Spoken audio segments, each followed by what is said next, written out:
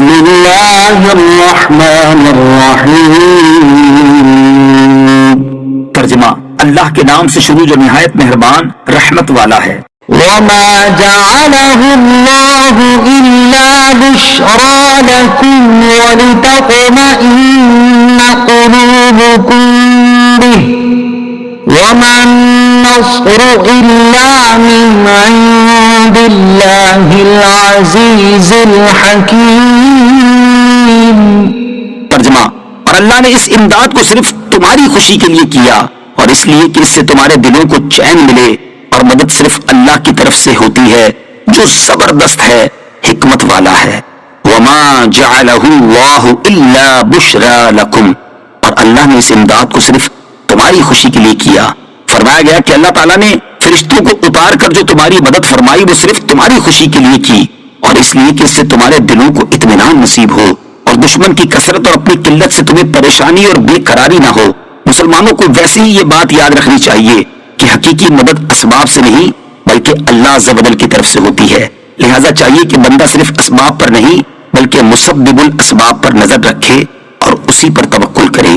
صحابہ کرام رضی اللہ تعالی عنہ کی عظمت، اس آیت سے یہ بھی معلوم ہوا کہ صحابہ کرام علیہم رضوان کی خوشی اللہ تعالیٰ کو محبوب ہے کہ ان کی خوشی کے لیے ان کی مدد کی گئی۔ ليقطع طرفا من الذين كفروا أو يكبتهم فينقلبوا خائبين۔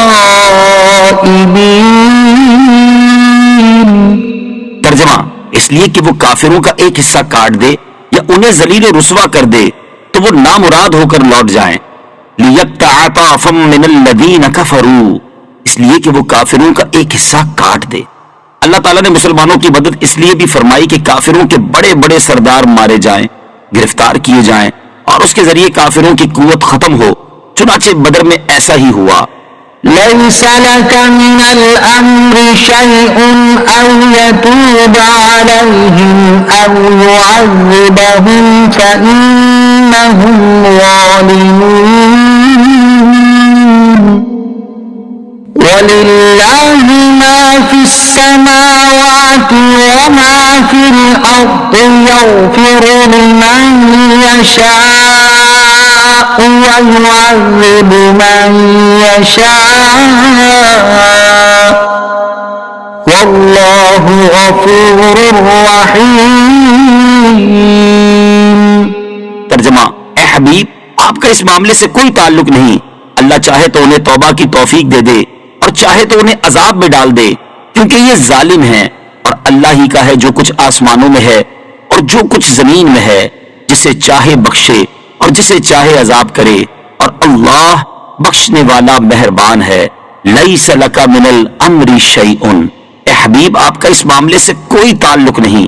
ہجرت کے چوتھے سال سفر کے مہینے میں سرکار علی وقار صلی اللہ تعالی علیہ وسلم نے 70 قاری صحابہ کرام علیہم رضوان کو مکہ اور عصفان کے درمیان ایک جگہ بیر معونہ کی طرف بھیجا تاکہ وہاں لوگوں کو قرآن پاک اور دینی مسائل کی تعلیم دیں۔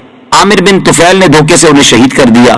ان کافروں کے خلاف حضور سید المرسلین صلی اللہ تعالی علیہ وسلم نے بربادی کی دعا کا ارادہ فرمایا تو اللہ تعالیٰ نے آپ علیہ الصلوۃ والسلام کو روک دیا۔